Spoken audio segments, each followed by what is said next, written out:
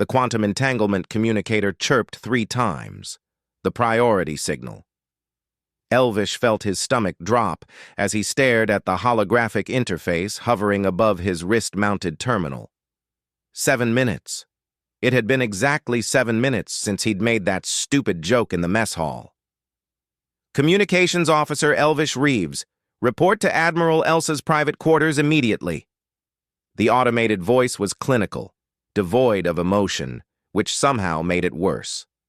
Around him, the other crew members of the UNSS Meridian tried very hard to look busy. Jenkins, the weapons specialist who'd laughed the hardest at his quip, was suddenly fascinated by his protein paste. No one met his eyes. Elvish stood, his mag boots clicking against the deck plating as he made his way through the rotating habitat ring. Through the transparent aluminum viewports, the rust-colored surface of Kepler 442b rotated below, its terraforming nanobots creating geometric patterns across dead continents. They'd been in orbit for 3 months, establishing the first human Jatharan joint colony. 3 months of careful diplomacy, delicate cultural exchanges, and walking on eggshells around their Jatharan commanding officer. 3 months he'd just obliterated with one idiotic joke. "I mean, have you seen Admiral Elsa?" he'd said, leaning back with false bravado. "Those chromatophores shifting colors when she's thinking? Those compound eyes that see in 17 dimensions? If dating your commanding officer wasn't a court-martial offense, I'd totally ask her out. Bet she'd be fascinating conversation over dinner." The crew had laughed nervously. Everyone knew Admiral Elsa's hearing range extended well beyond human frequencies. Her auditory receptors could pick up conversations 3 decks away. The pneumatic door to her cabin hissed open before he could press the chime. The interior was kept at Jitharan standard, 38 degrees Celsius, 85% humidity, with atmospheric composition shifted toward methane. Elvish's environmental suit sealed automatically, the helmet's heads-up display flickering to life. Admiral Elsa stood, if one could call it standing, with her 4 lower appendages planted firmly on the deck. Her upper manipulator arms were folded in what human xenopsychologists had tentatively identified as a contemplative posture. The bioluminescent patterns rippling across her chitinous exoskeleton pulsed in deep purples and blues, colors Elvish had learned to associate with serious thought. "Officer Reeves," she said, her voice emanating from the translation device grafted to her thorax. The Jatharan language was a complex symphony of pheromones, ultrasonic pulses, and electromagnetic signatures. The translator did its best. "Please, sit." Elvish lowered himself into the chair designed for human visitors, his mind racing through regulations, apologies, resignation speeches. "I want to discuss your comment in the mess hall," Elsa continued. Her compound eyes, thousands of ommatidia catching light from angles humans couldn't perceive, fixed on him with unsettling intensity. "Specifically, your assertion that I would be fascinating conversation over dinner. Admiral, She raised a manipulator appendage. "Please, let me finish." Her chromatophores shifted to amber and gold, colors he didn't recognize. In Jatharan culture, the acknowledgement of another being's intellectual complexity is the highest form of respect. Your species often confuses this with what you call romantic interest, but they are not entirely dissimilar concepts for us. Elvish's prepared apology died on his lips.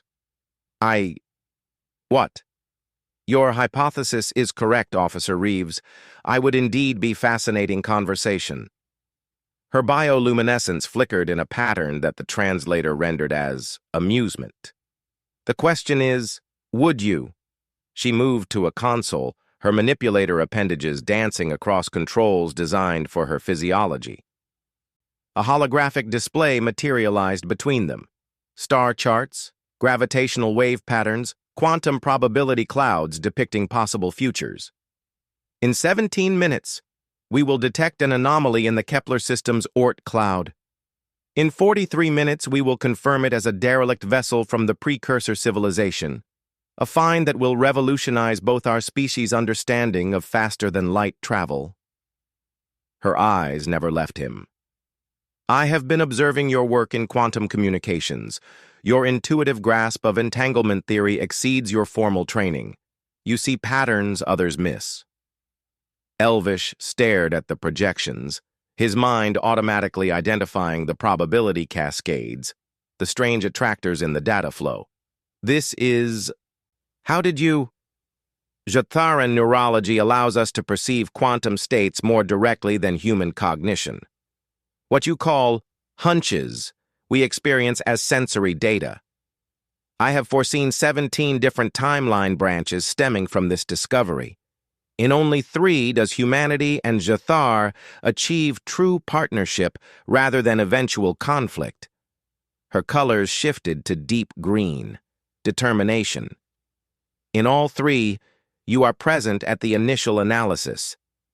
She moved closer, and Elvish could see his reflection fractured across her compound eyes, thousands of versions of himself, each seeing from a slightly different angle. So yes, Officer Reeves, you will have that fascinating conversation with me. We will spend the next 72 hours in this cabin analyzing precursor data streams. We will make discoveries that will echo through both our civilizations for generations. We will come to understand each other across the vast gulf that separates our evolutionary paths. Her bioluminescence pulsed in complex patterns. Whether you would term this a date by human standards is irrelevant. Elvish felt a laugh bubbling up, part nervous relief, part genuine awe. For the record, Admiral, this is already the most fascinating conversation I've ever had. Good. Elsa's chromatophores flashed brilliant gold. Because in approximately 12 minutes, you will need to recalibrate the ship's quantum sensors to detect tachyon emissions in the theta band. Then the real conversation begins. Through the viewport behind her, Elvish could just make out a glint of something among the distant ice and rock. The future, unfolding exactly as she'd predicted. He smiled inside his helmet. Well then, tell me about these other 14 timeline branches. Elsa's colors shifted through a spectrum he'd never seen before, something that might have been the Jatharan equivalent of a smile. Now you're asking the right questions. The stars wheeled overhead as 2 beings from impossibly different worlds bent together over the mysteries of the cosmos, proving that sometimes the universe's greatest jokes write their own punchlines.